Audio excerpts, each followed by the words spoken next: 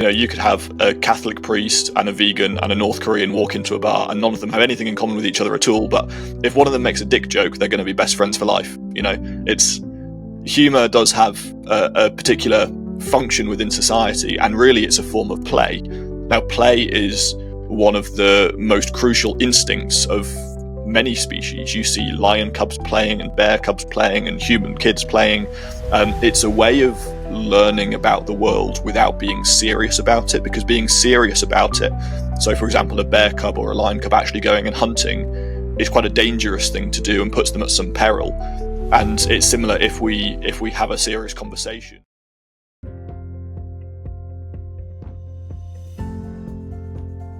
Welcome back to Plant Field. I'm your host, Callum Weir. Today we're joined by Rory Cockshaw, a Cambridge University student, ultra-endurance athlete, entrepreneur and creator of hit board games like Plants Against Veganity, The Vegan Dictionary and Climate-opoly. But beyond the accolades, Rory is someone who isn't afraid to challenge the status quo and explore the uncomfortable truths shaping our world. In this episode, we take a deep dive into the manosphere, the rapidly growing space that claims to redefine masculinity, but often raises more questions than answers. Why do so many men today feel so displaced in society? Where does this obsession with becoming the ultimate alpha come from? And how does it intersect with diet, health, and personal identity? More importantly, what are the real, often unspoken struggles men face? And why are conversations around male mental health, suicide, and societal expectations still being ignored? But we don't just stop there, because understanding one side of the coin isn't enough. We also explore the challenges women face in today's landscape, breaking down the nuances of gender dynamics, social pressures, and where we go from here. This conversation is raw, eye-opening, and packed with insight. One that challenges assumptions, sparks reflection, and ultimately pushes the real change for both humans and animals alike. So get ready, because this one's not to be missed. Here's Rory Cockshaw. But before we dive in, if this conversation resonates with you, challenged you, or made you think, do me one quick favour. Hit follow, subscribe, or give a star rating, whatever the platform you use allows you to do. It's a tiny action, but also makes a massive difference. It helps get these conversations to people who need them the most. You never know who might be searching for this right now. Thank you for being part of this podcast. So, here's Rory Cockshaw. Let's dive in. He's in plants.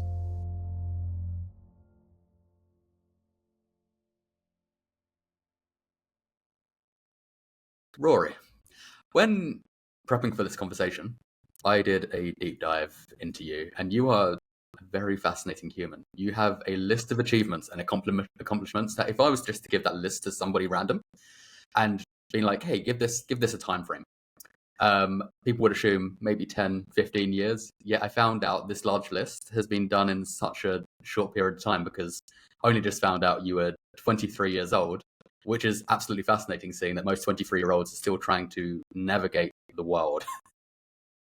Well, I'm 24 and about 5 weeks now, so your facts are slightly out of date, but I'll take it with a pinch of salt. Thank you. Because that list really spans on from what? Ultra endurance athlete, climate campaigner, studying at Cambridge, row team captain, debating the haunted Victorian pencil himself, Jacob Rees-Mogg, creating games including Plants Against Veganity, climate. I can't even pronounce it. Climate-opoly. Climate-opoly. Which is obviously still to be created. High Rocks nutritionist, author of The Vegan Dictionary, a degree in philosophy and ethics, and another book on its way with Meat and Men, all while working alongside Omnipet Food. Yeah, so I've done a few things when you put it like that. My personality is such that I'm always on the go. I've always got about 4 projects happening at any given time. And yeah, I've been lucky in that I went vegan first at obviously university, and then since leaving, I've only worked in the vegan space. So I'm one of the few people who's had a fully vegan career, except for one 2-month time period where I was fundraising for the National Cycle Network, but still in the environmental space. And I'm now a full-time, basically serial entrepreneur within the vegan movement, just trying to move forward as fast as we can towards a place of animal liberation and I suppose equality for all species. That's incredible, because I also can't imagine the amount of discipline you have to create all of this in such a short period of time. Because even with everything I do, like, I can't, you know, I don't have enough time or space in a day, whereas you seem to be just creating this out of nowhere. And a lot of these definitely coincide with each other as well and run Mm. alongside each other.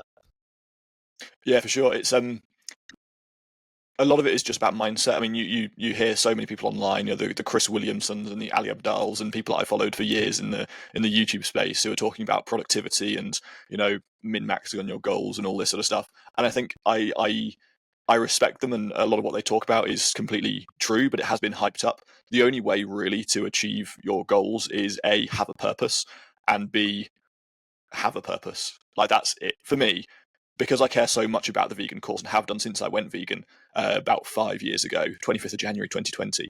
I realized that there's no better thing that I could be doing with my life than trying to advance the cause in whatever way I can. And so, I've worked in vegan charities, for example, which is where I debated the Victorian pencil to at least some limited critical acclaim. And that's what's launched me to build the businesses that I have in the last year or two. It's literally just the fact that I care that animals stop being killed for 15 minutes of taste pleasure.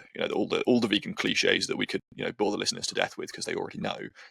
But that purpose for me is really the driving force behind doing what I do and trying to create the things that I think we're missing out on as a movement. That's my kind of modus operandi, is to see what we're not doing as vegans that I think we should be, and I just take that mantle on myself, assume responsibility and accountability for the movement, and go and try and create those things. So at the moment, that's tabletop games, card games and board games that kind of infiltrate the home and create conversations in a way that's not confrontational, it's not aggressive, doesn't make people feel awkward. With Plants Against Veganity, for example, which is my first game, I make more fun of vegans than of anybody else, and yet the reviews of that game are incredibly positive. You get loads of non-vegans who are like, actually, this game did make me think. I did enjoy it. I did get a different perspective of vegans, and that's something that ordinary, I suppose, vegan outreach and activism doesn't really achieve. And I've done that. I've spent hundreds of hours on the street just talking to people, and I just felt I was bashing my head up against a brick wall. And so I decided adopt a creative entrepreneurial attitude and went and created some stuff. And so far, that's doing pretty well. Yeah, I think sometimes you have to kind of meet people where they are, and if that is with humor, then Yep. that is some of the best ways, because it breaks down barriers between people. Like, humor Totally. breaks down barriers between, whatever culture you are in the world. Like, humor is prevalent between all of cultures, all of humanity. So if you can find a topic that is beneficial and is actually going to help somebody think, and using that through humor, then I think that's probably the best way to do it, because you could go onto the street and shout at people. And is that the most productive? For some people, yes, but Exactly. for the large majority, it doesn't always work. Yeah, totally. I mean, you could have a Catholic priest and a vegan and a North Korean walk into a bar, and none of them have anything in common with each other at all. But if one of them makes a dick joke, they're going to be best friends for life. It's humor does have a particular function within society, and really, it's a form of play. Now, play is one of the most crucial instincts of many species. You see lion cubs playing and bear cubs playing and human kids playing. It's a way of learning about the world without being serious about it, because being serious about it, so for example, a bear cub or a lion cub actually going and hunting, is quite a dangerous thing to do and puts them at some peril. And it's similar if we have a serious conversation, me and you right now, assuming one of us isn't a vegan, if we have a serious conversation about what we're doing to animals, that is also kind of a perilous thing to do.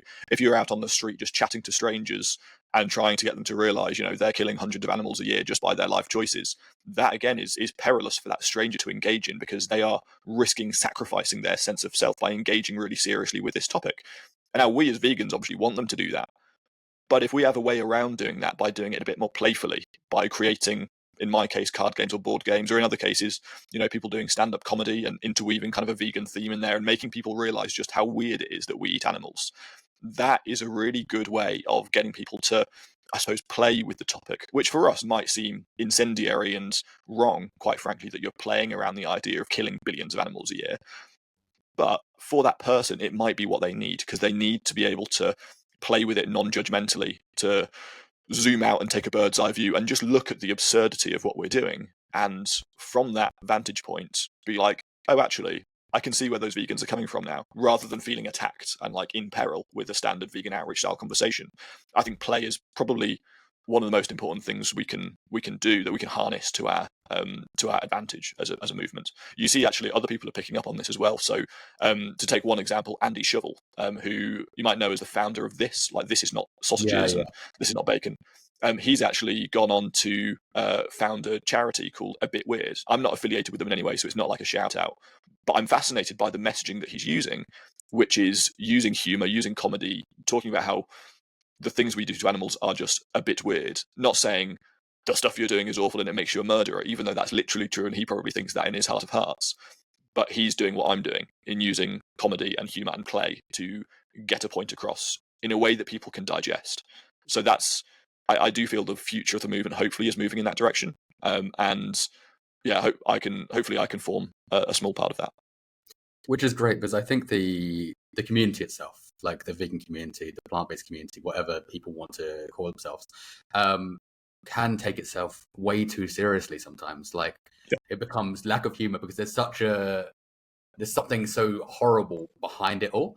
And this, where we lack that humor, we forget to take the piss out of ourselves, and somewhat doing something like this is kind of reclaiming those kind of insults that people do also throw at us, and humoring people instead, because we get it, we get trolls, we get people on the street, or people just saying whatever about veganism. You see it on TV, you see it everywhere, and they are funny, they're hilarious, because like some of them as well, like you hear over and over and over again, you're like, this there can be jokes made out of this. However, a lot of people do take it straight to heart still. And I think if people chilled out a bit and took that serious topic that's being discussed and approach it more lightheartedly, then it is a bit more persuasive, because having that self-deprecation doesn't harm anyone, but it does break down the barrier. Exactly that. I found that when I was a campaigner with Viva, which is a vegan charity based here in the UK, based out of Bristol. I worked for them for about a year, and I was my job was to talk to people about veganism. And I found that 100% of the time, the best conversations I had were the funniest conversations I had. If I got chatting to somebody and I made a few, self-deprecating jokes, just like littered a few just silly phrases and stuff in there. So I'd say, the phrase like a kettle of fish or kill two birds with one stone, whatever. Like vegans try and avoid those phrases. I'd use them on purpose, and then almost looked like taken aback, and I was like, oh, not really. And that just got a little chuckle out of people. Like, it's an easy thing to do, but I found that opened people up far more to the rest of what I was saying just by appearing like a normal person. I found that the best example that's been publicised, at least, was that conversation with Jacob Rees-Mogg, who, for international listeners, is or was. I don't think he's an MP anymore, but he was an MP in the Conservative Party in the UK, and he is probably the poshest person you've ever met. Like, he has like a top hat and everything. He wears a Victorian suit. He's very tall and lanky, hence the moniker, the Victorian pencil, or the haunted Victorian pencil, because it's kind of what he looks like. And he has the oldest kind of 18th century accent you've ever heard. Anyway, he presents a show on GB News, which is a far right kind of channel here in the UK, on TV, and I went on to debate him on environmental policy, particularly around plant-based diets, and particularly the student body at Cambridge, where I was a student deciding to opt for plant-based food at one of their like end-of-year parties, essentially. So it was really a non-story. Like, the student body wanted this, it was a good idea, but GB News found a way to get a bee in their bonnet about it, and so good old me trots along, and it was actually one of the best conversations I've had, predominantly because I didn't take a really oppositional attitude to him. I actually, behind the scenes, so on and off camera, made a few jokes that he actually quite liked. And so he, beforehand, so he's from Somerset, basically, which was near Bristol, where I lived at the time.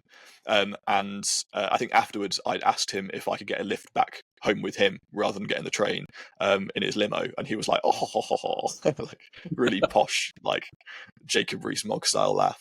And beforehand, I offered to invite him as my +1 to the May Ball in Cambridge, so he could try the food. And he was like, oh, ho, ho, ho, ho. And And just that kind of thing, we actually then ended up having a really good conversation on camera. And I quoted back his first ever tweet to him in Latin, which that was my first kind of line straight out of the gates, because his first tweet in Latin was "Times change and we change with them," or "Tempora mutantur et nos mutamur in illis." And that's like an old like Roman phrase. It's back to Seneca or somebody. And he tweeted it because Twitter was becoming a thing back in 2016. And I said it because times are changing, the climate is warming, and we ought to change with those times. So we ought to do things like adopt plant-based menus at Mabel's in Cambridge, for example. That's just part of adaptation to the world we live in, just like Jacob Rees-Mogg joining social media back in 2016 was. And he seemed taken aback and impressed by that. And the conversation didn't strike this kind of oppositional tone that you see so often on social media. I'm sure you've seen like Just Stop Oil activists or whoever going on and just yelling at people about how the climate's burning. And yeah, sure, they're right, but their approach is so wrong. And that's kind of the philosophy that I've adopted over the last couple of years. And I think that's why that conversation went pretty well, and why humour is such an important part of doing what we do. You mentioned Cambridge University, and I'm guessing that's probably kind of where it all starts for you, maybe? Obviously, Cambridge is quite impressive in itself, and I know a large percentile of this podcast are from across the pond in the States. So for the people that aren't familiar with Cambridge University, what is it?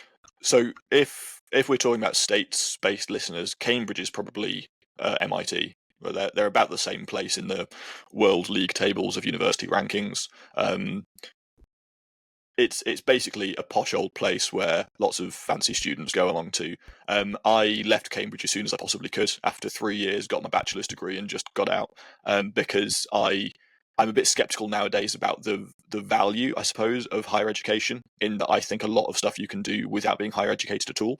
And it's kind of there's kind of this eternal mill of just churning students into and out of universities and not necessarily benefiting them in a way that they used to be benefited, because universities become such a, like, it just goes unspoken that you have to go to university. And so as a teenager, I was very studious.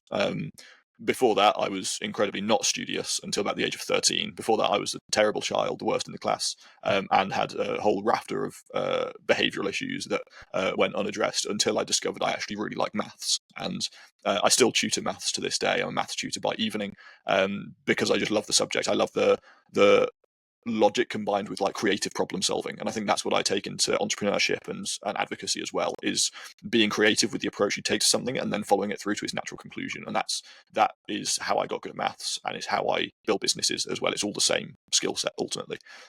So I took that into Cambridge. I studied natural sciences, so I did chemistry, earth sciences, evolution biology in my first year or two, and then slowly moved from kind of an evolutionary biology degree into a philosophy of science degree, and I ended up studying basically philosophy and ethics out of initially being a scientist.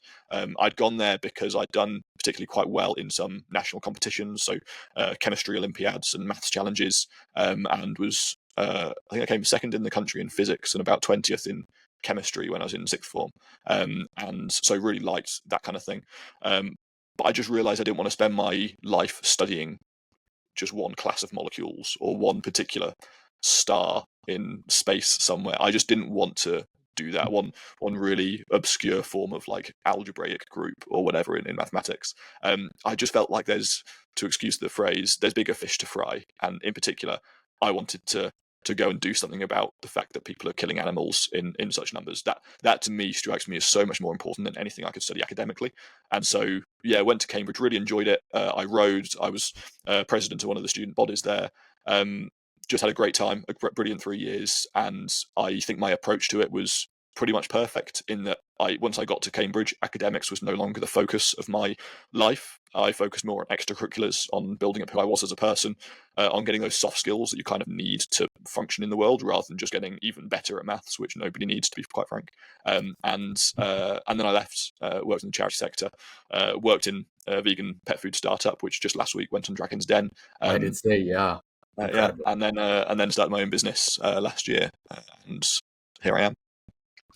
So I do completely agree with you about university, as apart from a certain few jobs, Yep. whether you're like a doctor or like a surgeon, or you going to university to become a marketing manager is very pointless in this day and age, because people can just kind of self-taught, self-learn, and get those very high up jobs. It's just there's a certain few jobs that doesn't work in. Yeah, But for the yeah. large majority, Being a doctor, for example, you can't like self-teach that and just waltz in one day and say, "Oh yeah, I saw some YouTube videos. I've done an online certification. You'll be fine."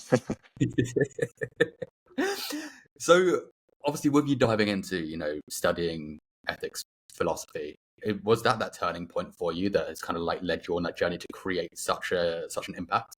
Because obviously, you're spending your time looking into deep into like the crevices of ethical stance and towards all parts of life. I'm guessing whether that's be like humans or animals or whatever in the world.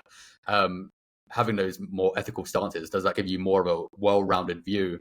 That obviously then gave you more of a pivotal point to start making a shift in your dietary pattern anyway, as well as everything else that comes along with it. To a degree, I think studying philosophy and ethics gave me the language to explain what I thought. But I actually went vegan just before that. I went vegan when I was a scientist, more so. But I've always been interested in philosophy and ethics, predominantly because my dad is actually a priest in the Church of England. And so I grew up very religious. I actually grew up creationist in the sense of believed the world was a couple of thousand years old, didn't think evolution was a thing, and thought that dinosaurs were a hoax, because that's what I got. I went to Church of England schools, and I remember distinctly my dad talking on the phone. I think he now believes in evolution, but I'm not entirely sure. But I remember him talking on the phone about how he was kind of skeptical that dinosaurs were a thing, and I distinctly remember that conversation because I was like, "Oh, dinosaurs never existed." That goes contrary to my expectations, but that's what my dad thinks. So there we have it. At 16, I started dating a Muslim girl who obviously didn't eat pork because she was Muslim. And I realised that one of us had to be wrong about our religion, and so one of us must be going to hell, really, if you take things literally. So I tried to figure out which one it was and got really into the religion philosophy and started watching people on YouTube who talked about this kind of thing, whether it's religious apologists or Islamic scholars or new atheists like Richard Dawkins type people, Christopher Hitchens. Loved Christopher Hitchens, fantastic guy. Wish he was still alive, but they have it. And I realised that probably both of us are wrong, and probably there's no such thing, and probably the emperor has no clothes. And I became quite an ardent new atheist at, I think, about 17 or 18 years old. And I think, looking back, that is what left a gap in my worldview. That left a kind of a hole that needs to be filled. And I think that's where veganism came in very slowly. I became vegetarian for a bit just because I wanted to reinvent myself starting uni. And then I went along to a talk by a guy called Alex O'Connor, formerly Cosmic Skeptic, who you may know of. Now Also very formerly vegan. formerly vegan. Yeah, exactly. Yeah. I went to a talk by him in his vegan heyday, essentially. He came along to Cambridge and gave a talk on the 25th of January, about 8 p.m. 2020, in the top room at Newnham College, and I went along to it. There was maybe 20 or 30 people there. He was kind of well known, but not that well known at that time. And he gave a talk about the philosophy of veganism, and I was already a vegetarian, and I was like, do you know what? I can't dispute a single thing that he said there. Even though I didn't really want to go vegan, I didn't think it was kind of me, and I didn't know if I suited it. I'd never seen myself as a vegan, for example. It just wasn't a thing that I thought about at all, really. But I went along to the talk, heard what he had to say, and have been an ethical vegan since that evening, about 9 p.m., I suppose, on the 25th of January, 2020. So I've just passed my 5-year vegan anniversary, and slowly but surely it started to take over my life, in the sense of there is nothing more important that I will ever do than do what I can to prevent the needless slaughter of animals wholesale. It's I suppose my life work at this point. And potentially I will find myself doing some stuff that isn't directly tied to veganism in some way. But I can't see that I would derive as much fulfillment or satisfaction from that. I love being able to work in the cause that I care about basically every day. And I do think probably in some sense it's a psychological substitute for the Christianity that I grew up holding very close, and grew up within and surrounded by, being a church family and all sorts. And I do see myself basically following in the same footsteps as my dad, who became a priest, and later an entrepreneur and business owner in the kind of Christian circle. I basically have taken the same steps, becoming a vegan priest in the sense of a vegan activist and advocate and campaigner, and then setting up my own business in the vegan circle, basically trying to promote what it is that I believe in. So I think there is a generational tie to the reason I am the way I am, and a psychological one. But yeah, I only started studying philosophy and ethics after this, and that's what gave me the language to really explain and ratiocinate, I suppose, my beliefs, to really flesh them out in the philosophical discourse, and also that gave me the tools to write things like the vegan dictionary, for example, which draws heavily on my education as a philosopher and a scientist, to help other people understand the terms we use, the language we use, why we talk about veganism in the way we do, and try and put some weight behind the language of veganism. Mm. I want to move on to the vegan dictionary a bit later on, because I think it's such a wonderful creation that you have created, especially that you only think there's probably about 10, 20 words that people may use. However, there's a huge amount. But I think when it comes to, well, I can only assume really, in a place like, Cambridge, I imagine back then you shifting to a plant-based diet, and obviously things change over time. That may, especially when you're a team captain of like a sports team and you shift into a completely plant-based diet and moving away from like, your usual animal products, it may seem like it was wrong, or people will assume there's a judgment, or it's a bit less masculine, especially as you being a team captain. It's a move like away from the cultural norms or the masculinity that you may have in those situations. But some people obviously still to this day assume that it's unhealthy, or we need meat for protein, for health, and so on. So Yeah, I suppose you would presume there's an element of that. Surprisingly, maybe not surprisingly, I didn't actually encounter that all that much. I mean, I was the only vegan in my at least immediate kind of rowing squad. I think one guy subsequently went vegetarian, at least in small parts, both because of me, and a few others kind of dabbled, I think. And there was certainly more prominence around talking about veganism, vegetarianism within my rowing club because I was there. At least I hope. Um, but yeah, you're right. I was one of the only ones, but because of that, and because of being captain especially, I started out not knowing how to row at all, and at the end of the 3 years of my third year, I was captain of my college's club. Um, I think that progression and the fact that I was good enough to be in M1, which is the first male boat, so in the top eight, and I was okay in M1 as well. Like I was pretty middle of the pack on the erg, which is the rowing machine, and but on the water, at least my coach said, I don't know if she was being nice to me or not, she said that I was certainly in the top end of the boat, and so I sat in the 7 seat, which is just behind stroke, and which is the person at the front of the boat, except for the cocks. So yeah, and that's because I was pretty good at what I did. I was pretty good at sticking a blade in the water and pulling it, and putting some watts down, and moving a boat. And that fact, alongside the fact that I'd then been vegan for like 2 or 3 years, meant that actually there was no real questioning that veganism wasn't a healthy thing, because I was clearly very healthy. And actually, at the same time I was doing this, I was also training for my first marathon, which I did just before I left university. Alongside, so I was rowing about 5 or 6 times a week. And then I was also running 4 times a week, averaging about 30 or 40 kilometers there. And I was also going to the gym 2 or 3 times a week. And I was also climbing maybe once, twice a week. And so I was actually exercising, if you add it all up, basically twice a day for about 3 hours in total every day, in absolutely brilliant shape. Not so much anymore because I work too much to maintain that. And also there's the social element of like being with the boys and everything. But since leaving university, I then ran ultra marathons. So the longest I've run is 72 kilometers nonstop, in about 8.5 hours. And that's you can't insane. do that if you're not healthy. It's just not something that you can do. Um, and so I feel like the proof is in the pudding, again, to pardon the pun, where me being vegan and being able to pull off those feats was kind of proof that you can do that. And actually, because again, I was captain, before all of our big races, we'd go and have a meal together that we'd share, all the lads around one of our houses, usually my house when I was captain at least, and we'd carb load the night before, and so we'd have a huge pasta, usually just spaghetti bolognese or something, but the most spaghetti and the most bolognese you've ever seen. But because I was captain, it was my responsibility to cook, and so I just go out and get the meatless farm mince, which I'm sure you've probably tried, and I'd get loads of that, cook a giant bolognese, would not make a big deal of it being vegan at all, and would just serve it up to people, and they were like, "Oh yeah, this is great. This isn't an issue." And so we'd all eat vegan the night before all of our races, and we were just getting better and better and better. And so obviously the guys were eating meat during the term and while they were training and all that, but they were all very open-minded about it. None of them really threw up a fuss. There was no questioning the fact that I was as good as any of them, despite the fact, I suppose, despite in air quotes, I've been vegan for a couple of years. Outside of that, you do certainly get strange looks and silly jokes and criticism and stuff, but I feel like this generation, at least, you don't get that quite as much, except in like the online kind of manosphere, so-calls, and we can certainly talk about that. But actually, the people you meet day to day, as long as you're one of them, you're not riding some high horse about your veganism, your moral principles, and as long as you just prove that it's a good thing to be and a healthy thing to be, then I don't see any. I never experienced any issue with that when I was an athlete.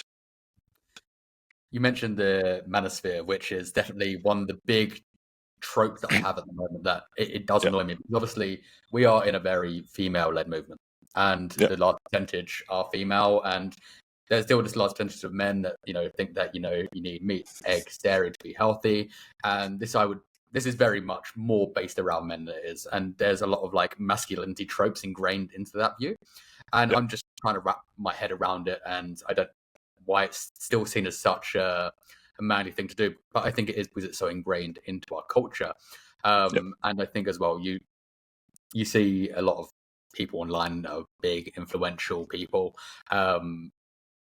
much like your Joe Rogans, your Andrew Tates, your Jordan Petersons, that have been like, you need to do this, this, and this to be manly. And I feel like especially when it comes to men, they're feeling somewhat a bit displaced sometimes and don't know where they really stand when it comes to masculinity. I agree. Yeah, exactly. So I'd challenge one point you raised, which is that we're in a female-led movement. So just to, I suppose, shed some more light on that, if you actually look at the big names within veganism, obviously you have people like Jamie Logan, for example, who's recently, in the last couple of years, shot to the fore. You've got Tash Peterson and so on. But actually a lot of the big influencers in the vegan space are Earthling Ed, Joey Carbstrong. You look at all the business people, so Matthew Glovers and Andy Shovels. A lot of those leaders, so-called, in the vegan movement are actually still men. And there's a number of reasons for that.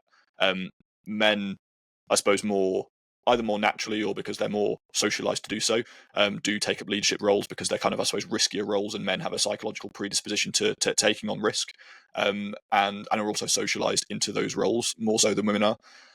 But yeah, you're completely right that if you look at the actual demographics of the movement, even though some of the top voices are men, potentially also because people view deeper voices as more authoritative, and so more bassy tones of a man naturally make people think, oh, this is an authority figure that we should listen to and propel to the forefront. And also they're more kind of, men are more aggressive on average, and so if you're looking for clickbait videos of Joey Carbstrong going out and insulting some people about eating meat or something, then you're more likely going to have a man doing that and generating those clicks rather than a woman, although there are exceptions. So Tash Peterson does the same thing, but on average women are more kind of, I suppose, placable and pleasant, whereas men are generally more willing to be unpleasant, especially to strangers.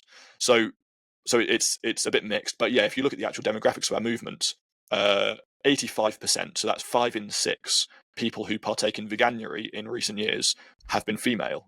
1 in 6 has been a guy, and you can almost bet your bottom dollar that guy is the partner of somebody else who was taking part in veganuary, and he was reluctantly like, oh yeah, sure, I'll do this if you really want to.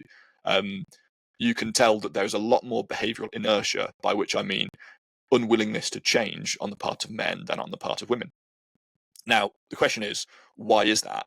And I've spent the last 2 years slowly putting my thoughts together around this and writing a book on the topic, which is not yet out, because it's stalled due to various business ventures, and also it's such a difficult thing for me to get my head around. But the best way I've got to explain it in a short space of time is as follows. So historically, men are hunters and women are gatherers, and that's at least what we understand. Now, whether or not that's true is another story. There's increasingly evidence suggesting that actually the picture's a bit more mixed than that. But generally, men are probably adapted the way they are because, stronger, more muscle mass, more bone density. We probably like fighting each other and also fighting other stuff. If you look at the primate kingdom, actually most primates are vegan, pretty much. So gorillas, for example, are as big as they are, and yet they just sit around eating, shoots and leaves all day. The occasional insect. Some primates, like chimpanzees, sometimes hunt, but actually if you look at the animals that hunt within our closest relatives, well, who hunts? Predominantly it's the males who hunt, not the females. they don't really eat the meat. They get like 1% of their monthly calories from bushmeat, basically from like small birds and mammals that they've caught. And also they use hunting as a means to elevate their own kind of social status. And so the top ranking males will hunt, and they will chase away the smaller males who try and join in. And they use it basically as a way of showing, oh, look how strong and scary I am. I can kill stuff. I can defend you against whatever. They use it as a way of attracting female attention, essentially. Even though practically it's not a good way of providing for yourselves, because you can just sit around and eat leaves instead. So it's basically something to do that shows the females how big and strong and scary you are.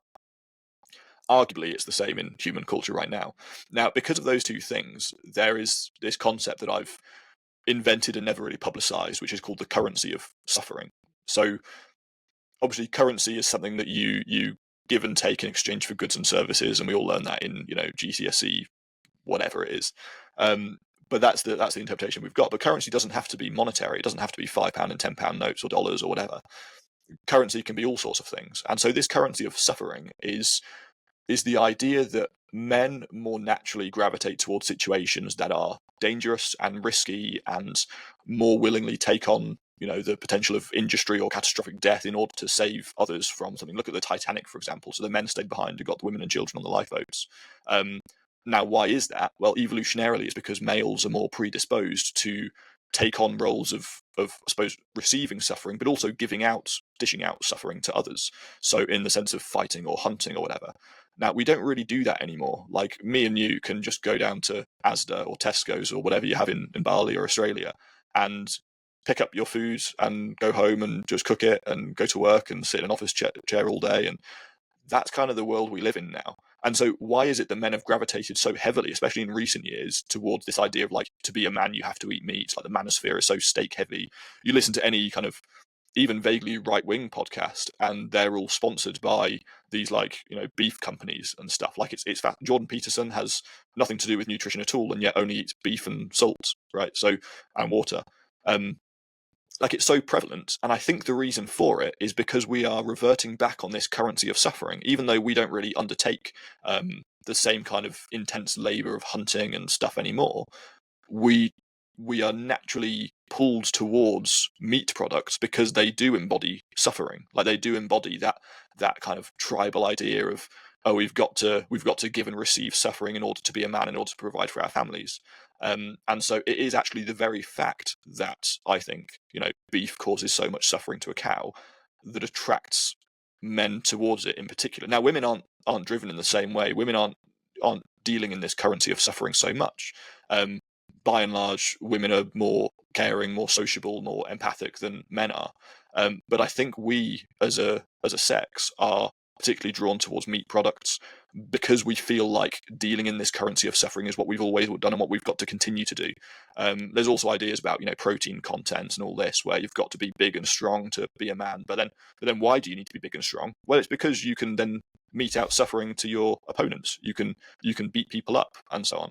And so I think it's that kind of idea of the currency of suffering that makes men in the manosphere especially think that we've got to perpetuate that cycle. And now that's where the philosophy comes in. And I ask, do we really need to? Like, just because that's what we've always done, is it morally necessary? Is it morally okay, even just because something is natural and traditional, even if it is natural, which is arguable? Do we need to perpetually kill all of these animals, or can we evolve with the times and recreate what it means to be a human, recreate what it means to eat stuff, or to be a man, or whatever it is? We can be a bit more creative and imaginative than that. And so that's where, for me, if I don't need to kill anything in order to survive, then I won't, because it's simply kinder not to.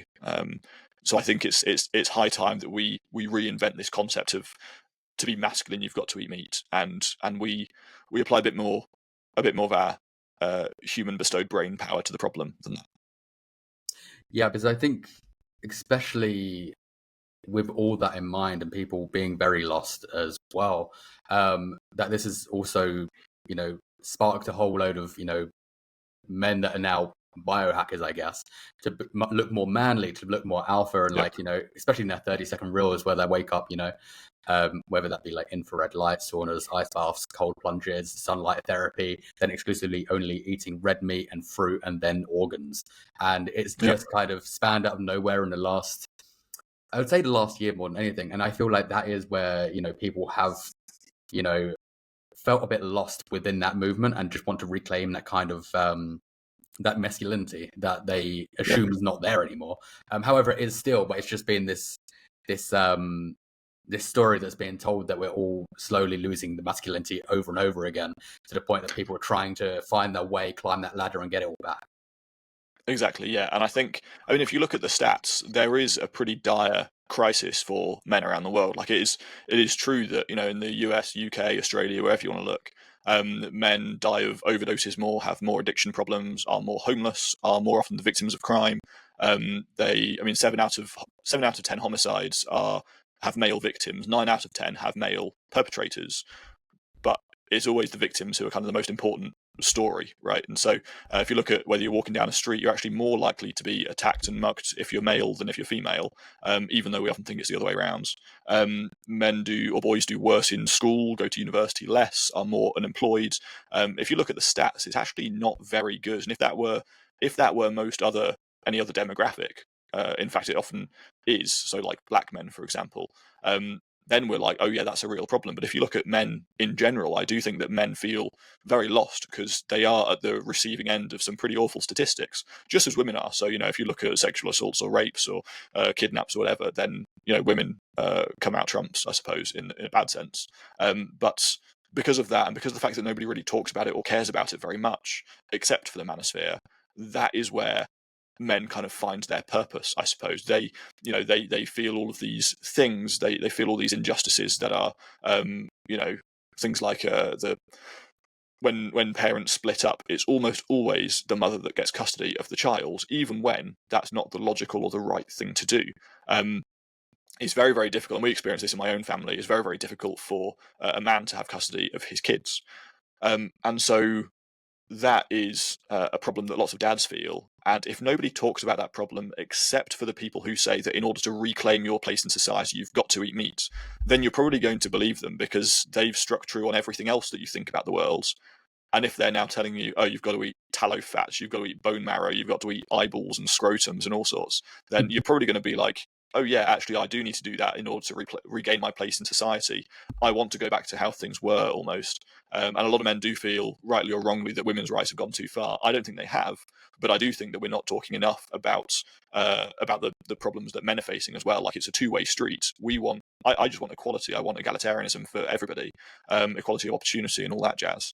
And I don't think that, at least outside of the manosphere, people talk enough about the male-specific problems, the homelessness, the drugs, the addiction, the poverty, all this stuff, the lack of education, doing badly in school, therapy not being fit out for men to thrive in. Like, therapy is geared towards, I suppose, a female way of looking at things, quite largely. There's a lot of studies about this now where men just don't do as well in therapy because it's not geared towards the way they think, the way they view the world, and therefore they don't go to therapy and they don't get their problems solved.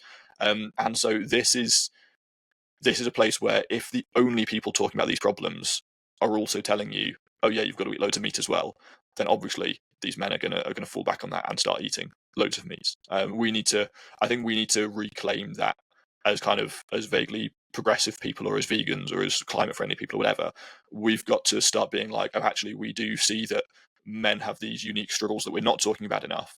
And they do then revert back on this traditional idea of like the currency of suffering, like they've got to eat meat because they're suffering, so they can make others suffer too. Like, that's how, what goes around comes around, kind of thing. I want to reclaim that narrative and start talking about men in a more positive light, but also saying, oh, actually, you should be vegan for all sorts of reasons, not least for your own urological health. So we did an episode on that just the other day as well. Well, yeah, we did, but that was such a big conversation that people have been having when it comes to like urological health. Is very much people are scared to talk about things, so they don't, and then they just wait till it gets worse and worse and worse. And I feel it's one of those things. Like, I think any problem that a man has, there's a lot of scarcity scarcity to talk about it. People don't want to, feel like they're a burden to people with their problems. So they just don't talk Yep. to them, whether that be therapy or that going to a doctor. If you've got like erectile dysfunction or something like that, we keep things to ourselves a Yep. lot more than anyone else, and it's doing a lot more worse than harm. Not a lot of harm than good. Sorry, and I just don't know how we then move on from that. To be fair, it's one of those things that's going to be like a work in progress. But then we also have to look at the other end of the spectrum as well, of like guys that are shown to be very manly and muscular, and like we have vegan bodybuilders, we have vegan like athletes who are obviously going against the grain and doing things that people assume we can't do, but only eating plants. And then that also shows a kind of masculinity of being a bit more compassionate, that we're going out of our way to treat things with kindness, treat people with kindness, treat animals with kindness. And that also can be shown as a masculine trope. However, it's still so small and insignificant towards, the spectrum where it is meat heavy. Exactly, and I think there's different ways of framing that. So I mean, speaking personally, I'm not like the manliest man in the world or anything, but I never went vegan for kind of empathetic reasons. I mean, I talk about it now in the language of kindness, which I've adopted, but really it was more philosophical reasons, and really it was because I liked to be right, which is quite a, I think any woman will tell you that's quite a masculine trait, I suppose, is just wanting to be right about everything, and come what may. And so that was really it for me. I think a lot of other men, though, might be more driven to language like, for example, Vegan Muscle Gymwear, which some friends, Mel and Steve, run. Their tagline is "The strong protect the weak." And that's a very like masculine idea, I suppose. And that's what a lot of men view themselves as, especially like fathers, is they view themselves as the protector of their family. Like it's their house, their lands, their income, whatever. In a very traditional sense of the word, they are ultimately protectors, and then the wife, the woman, mother, whatever, is the nurturer or the provider, or they provide the love and the care and cook the food and stuff. And this is gender roles and stereotypes and stuff that don't really ring true anymore in 2025, except for a lot of men. They kind of still do. Like I think there is that instinct. I mean, even I have it with my fiance. We don't have kids or anything, but I do like the idea of protecting and providing, and we've got our own house now, which you can see the spare room of behind me. And I like that this is our plot of land, and there's kind of this I don't know, this caveman inside me who's like, oh, this is my house. I protect my house, and I've got a garden. I want to start gardening so that I can grow food for us to eat and things. I like that idea, and it's very traditionalist. But I think a lot of men kind of have that behind closed doors, like in their heart of hearts, they want to have their own land and their own mini farm, and yeah, they want to provide and protect and stuff. And I think if we switch the conversation around veganism to not one of necessarily being kind and generous and empathetic and compassionate, which is all completely true and all completely good, but that might be the sort of language that puts men off. Maybe men need to hear more about, you need to protect innocent animals, you need to protect the weak, you need to protect those who can't protect themselves. That's part of what it means to be a man, at least in a traditional sense. And also when it comes to provision, you want to provide for your family. Well, the best way to avoid food scarcity is to grow plant-based, because it's far more resource efficient, takes up far less land, and just makes far more sense. It's easier to do. And so if you want to protect and provide, then stop growing all that food to feed it to animals that somebody else then kills, that you buy and put on the plate. Why don't you actually step up and do something about it? Create your own, mini permaculture system. I listened to your episode with I forget her name now. She's a Canadian like gardener, teaches veganic gardening. Oh, Megan Kelly. Yeah, Megan Kelly. That's it. Yeah. I listened to your episode with her just the other day while I was gardening in my garden, and it's this idea of just protecting nature and animals and people and stuff, and that should be part of what it means if we want to recreate masculinity in a positive way, in a pro-social masculinity rather than anti-social masculinity, which a lot of people increasingly, Andrew Tate and so on, supports. A pro-social masculinity should be about protection and should be about protecting the planet, animals, people, and growing plant-based, and providing that way instead.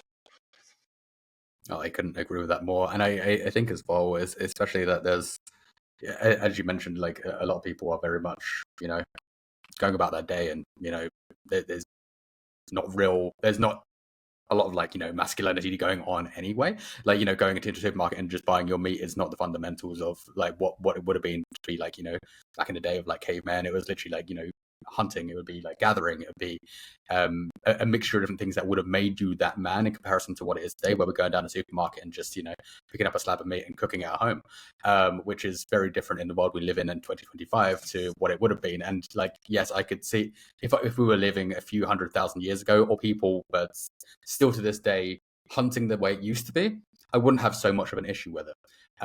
However, because you're going out of your way to actually try and provide, whether that be with cruelty as much as it is, I would have more respect for that than I do somebody just walking down the supermarket. I was picking up a slab of meat and just cooking it at home, and then being like, "This is really manly for me," because you've really taken away everything else that it would have taken to be a man back in that day. Yeah, I often got asked when I was a vegan campaigner doing street outreach, but so I'd say, veganism is a good idea in not so many words. And the response would often be, yeah, well, a lot of people around the world can't live on a vegan diet. I mean, look at Greenland, for example, the Inuit people there have to live on reindeer and seal meat and whale blubber through the year. And my response was, yeah, that's why I'm not doing outreach in Greenland. I'm not going to the city of Nuuk to talk to people about how they ought to be plant-based when, there's infrequent shipments from Denmark and Canada, and then other than that, there's no roads connecting any two townships within Greenland. Like it's not the kind of place where you can just go and grow stuff, because it is just a giant glacier essentially. And I'm standing here in Bristol or in Brighton or in London or Manchester or Leeds talking to you, a person who shops in Tesco, and telling you that maybe you should buy some stuff that doesn't entail the deaths of other sentient beings. Maybe that's a better idea. And they were like, "Oh yeah, okay, fair enough, sure." I don't think it's any better morally to kill an animal in one way or another. Like the fact is that you're extinguishing a sentient being, somebody who cares about their own life. I think about sentient beings as almost like torches in the darkness of the universe, or means by which the universe comes to know itself. Right? We are just stardust at the end of the day, but we have been arranged in such a way through evolution and natural processes that we have come to know and understand the universe around us. That also makes us up, that constitutes us, and that is an amazing thing. And even a dog or a cat or a fly or a whale or whatever, these are all examples of sentient beings. They are arrangements of stardust that are part of the way that the universe comes to know and understand itself, and that is a thing that is indescribably precious and unimaginably unlikely. And so just going around and slaughtering these pigs that are sentient bits of the universe that matter unto themselves is just so wrong. Like there's no other way about it. So whether you're in Greenland or you're in a factory farm in the Wye Valley farming chickens, it's not necessarily better or worse to kill those animals. It's about the same as far as the animal's concerned. But yeah, sure, if you need to do it, then I place a higher value slightly on human life than on most animal life. And so just because there's kind of more to lose if a human were to die than if an animal were to die, probably, in the sense of there's more richness to the human experience because of our higher cognition levels.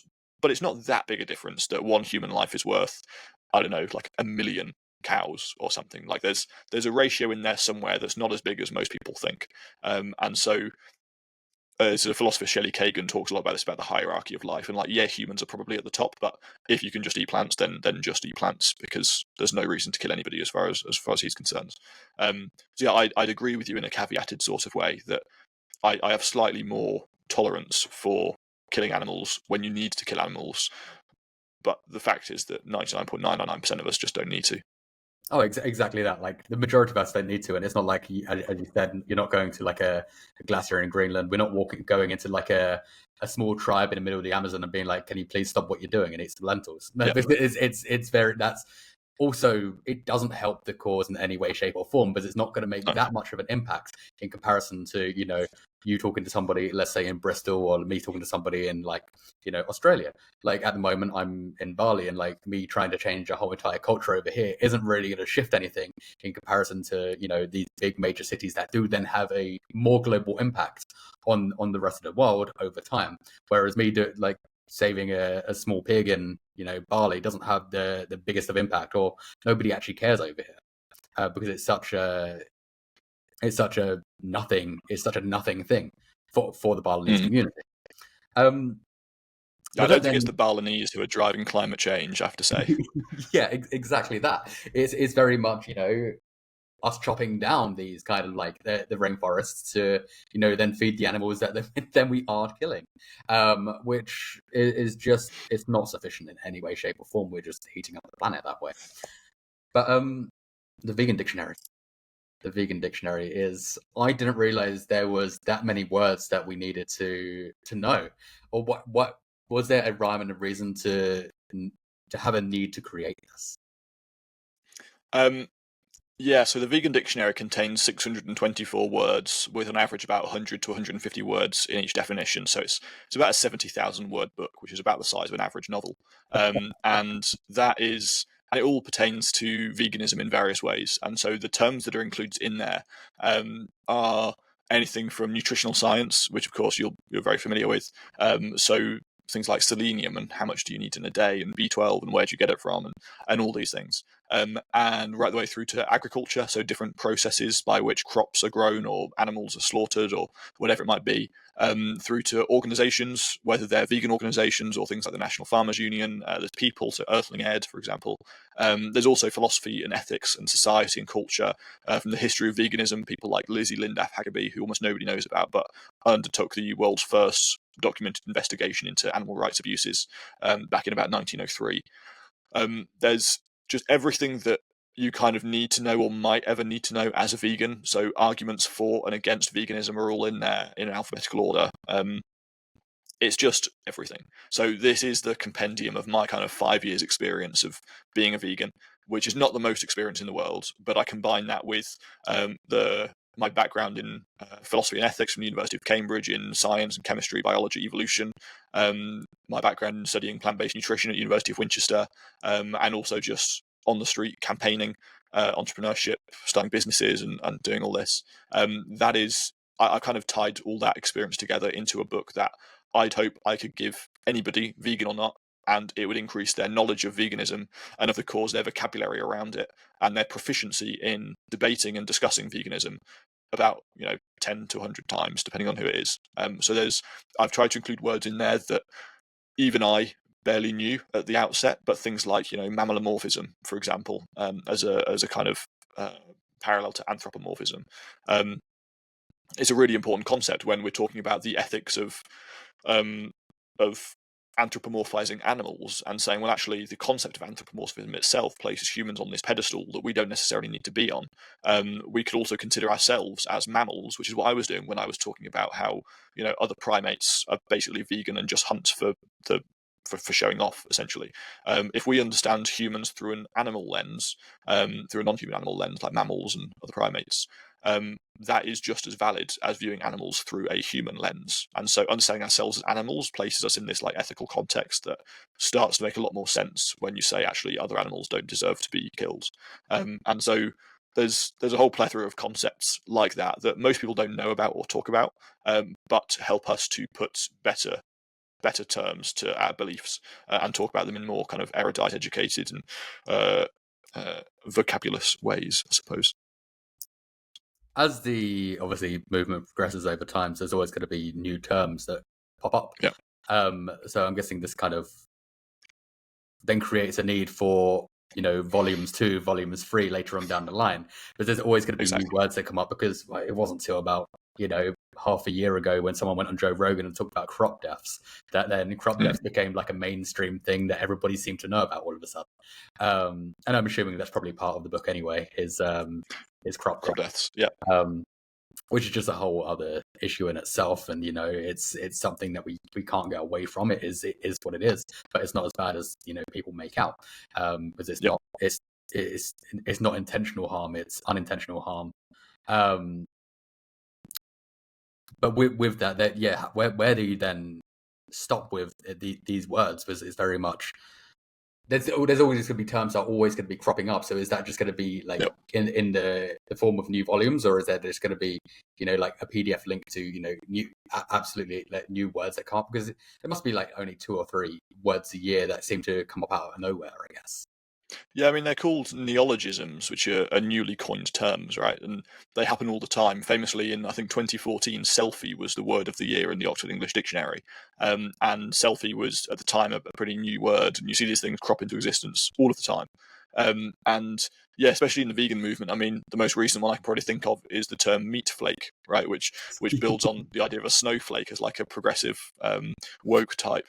And yeah, meat flake being a meat eater who is so hurt emotionally by the fact that vegans even exist that they are basically, you know, a tender little snowflake. So yeah, there is a question of where do you stop, and that's the problem with every dictionary, right back to Sir Samuel Johnson's first dictionary in what, like 1708 or whenever it was. Maybe I've got my dates muddled. But yeah, that was certainly the hardest thing about writing it, is deciding, particularly with regards to people as well, like which people deserve to be involved. Like, is there an Instagram follower threshold that I include people above that threshold and not below it, or you know, there's so many people who are important to the movement through history as well. Like, do they need to have their own biography written about them to be relevant, or you know, what's the metric that I'm using? So there will certainly be future editions, future volumes to the dictionary that will be more replete. But also, as veganism, I think, progresses as a movement and blends into society, in the sense of society just becomes more and more vegan to the point that we don't really talk about it anymore. For example, I mean, we still talk about feminism a lot, but now, you know, women have the vote, and so all the vocabulary around suffrage has just kind of gone away, except for its use in historical terms.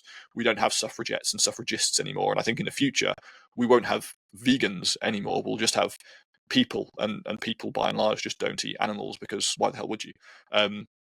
Just like today, why the hell would you think that women don't deserve the right to vote, for example? So I think a lot of these terms will be added as neologisms, and the language will evolve slightly, and then it will decline again to the point that, you know, we just use these words.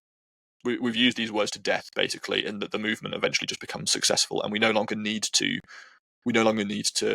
use these particular words. Like, when cultivated meat exists, for example, I think the word vegan will drop out of use to a degree, because all of a sudden it won't really mean the same thing anymore, because, well, vegans can eat, or at least some vegans will see that they can eat meat, but it's just not meat from an animal anymore, really. At least no one that's been slaughtered to make it, depending on the production method. So yeah, I think these things will evolve and change, as language always does. It's not an attempt to be prescriptivist about language. It's not an attempt to like pin it in a hole and say this is the language that we now use.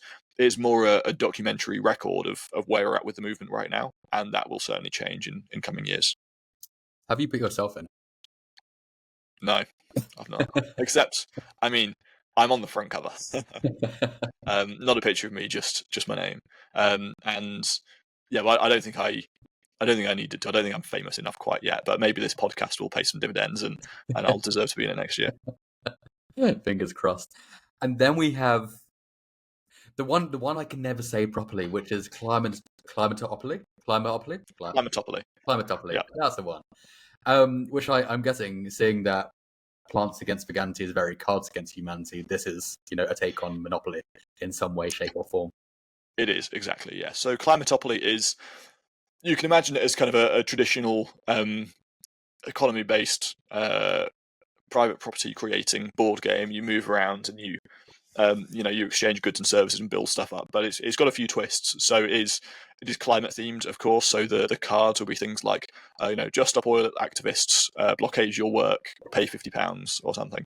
The locations are all kind of climate sensitive places from around the world. So you've got Kiribati and Vanuatu and Pacific Islands. You've got places like the Wye Valley, which of course is full of pollution because of chicken farms. You've got oil rigs instead of airports, instead of utilities. Sorry, you've got airports instead of train stations. It's all kind of a bit more climatey, but again in a satirical way, a bit like Plants Against Veganity. So all the cards are like funny cards. But you also have a climate meter that, as you go around the board and develop stuff, you inch closer to 1.5 degrees warming, as per the Paris Accords. And the further you get towards that, the more likely it becomes that like natural hazards happen as you're going around the board, and that wipes out your money or your properties or whatever, destroys locations around the world. And you can kind of choose to play it as a business tycoon, trying to make as much money as you can, or you can try and play it by trying to reduce global warming, or you can try and do both at the same time, which is kind of the idea. So it basically mimics the economy that we're currently in, because we're no longer in this kind of monopoly type pure capitalism. we're now mixing that with this sense increasingly, and Donald Trump might backslide on that by taking America out of the Paris Agreement for the second time in a row. But it's intended to sort of mimic and satirize this economy that we currently live in, where you can't actually do anything without considering or you shouldn't really do anything without considering the climate impact of it. But you also have to make enough money and develop enough to live and thrive and push the world forwards in its progress. So that's what we're trying to make at the moment. I've actually partnered with a board game developer who I've hired to bring on board to help bring that into fruition. So we're so it's very exciting having somebody working with me who is incredibly knowledgeable about board games and the board game industry, and we're actually undergoing the first rounds of playtesting starting about 2 weeks ago, and we're still iterating and creating, and that's part of my job today as well. Once I hop off this call, is I'm going to go and give feedback on the latest round of Climatopoly development. So I do have a waiting list on the website with quite a lot of people now, nearly 100 people on it, who are waiting for the game to launch. Timeline is probably later this year, maybe early next year, and hopefully, while Plants Against Veganity is such a niche game that you need to kind of be vegan enough to get all the jokes and stuff. You need to be like quite embedded in vegan culture. Climatopoly will be far more open. Like anybody can play it and understand what's going on, and also enjoy the process, whether vegan or not. And it's going to be hopefully sold in some quite mainstream high street retailers, especially in the UK and elsewhere. So I'm very excited about Climatopoly. I think it'll be my biggest contribution to the climate and the vegan movements yet. And yeah, it's going to be huge, I hope. That's incredible. Because I did sign up for the waiting list myself. I saw.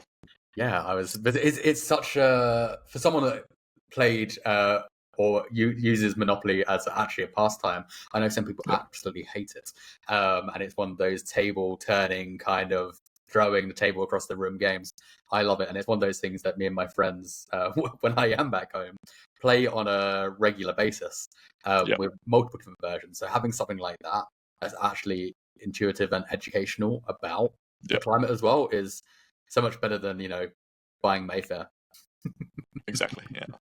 Is there any cards on there in particular that you're particularly impressed with yourself about? That's hard to say.